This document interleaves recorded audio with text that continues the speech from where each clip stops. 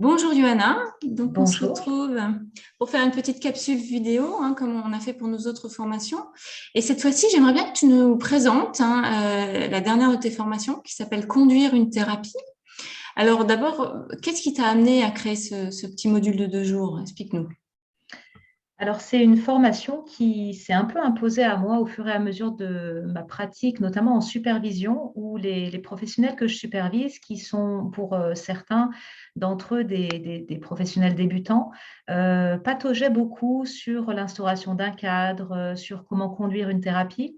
Et finalement, ça m'a amené à me questionner sur mon propre parcours universitaire et professionnel. Et finalement, je me suis rendu compte que comment on conduit une thérapie, ce n'est pas quelque chose qu'on aborde généralement dans les formations initiales. Euh, et donc, je trouve ça dommage. Donc, je me suis questionnée sur de quoi j'aurais eu besoin, qu'est-ce que j'aurais eu besoin de savoir avant d'ouvrir mon cabinet, tout simplement. J'ai fait la liste de toutes les choses qui m'auraient été bien utiles et que j'ai glanées au fur et à mesure du temps pour construire cette formation de 2 jours à proposer aux professionnels, pour la plupart débutants ou en reconversion Hmm. professionnelle. Ok, donc ça a l'air assez large en fait, à qui ça s'adresse. Est-ce que tu peux nous en dire un petit peu plus? Qui Alors, peut s'inscrire en fait? ça s'adresse à tous les professionnels de la relation d'aide qui ont besoin ou envie de clarifier leur cadre de travail.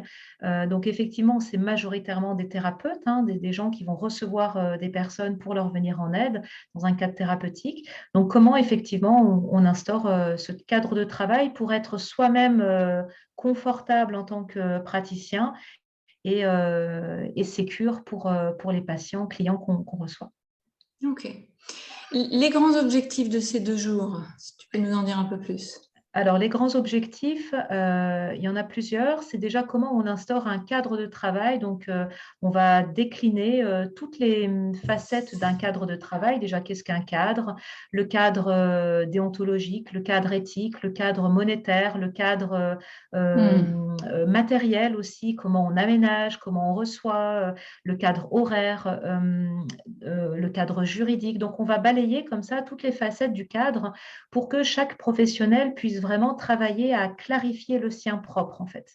Donc, il y aura beaucoup de partage en sous-groupe pour que chacun et chacune puisse sortir de ces 2 jours de formation avec quelque chose de très clair pour lui dans son travail.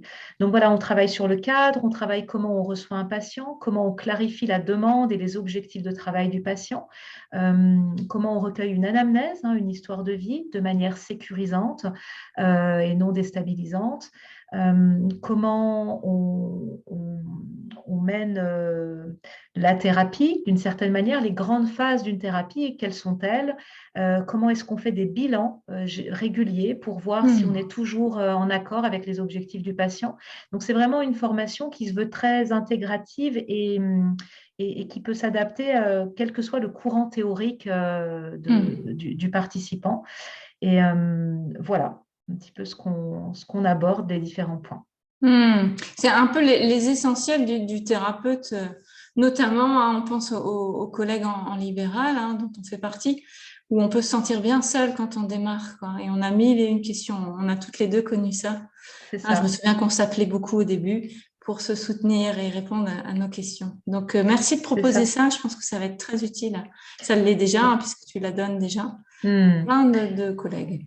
Oui, et puis en tout cas, pour compléter les 2 jours de formation, les participants travaillent avec un support écrit que j'ai fait et j'ai essayé vraiment de faire des fiches synthétiques de tous les outils qu'on verra ensemble, donc un déroulement type d'un entretien, une anamnèse, les bilans, etc. Donc, les participants finalement s'entraînent en formation à manier ces fiches synthétiques pour qu'ensuite ils puissent vraiment être à l'aise dans leur travail au plus vite et le plus confortablement possible. Super. Merci, Johanna. Merci Gwenaëlle.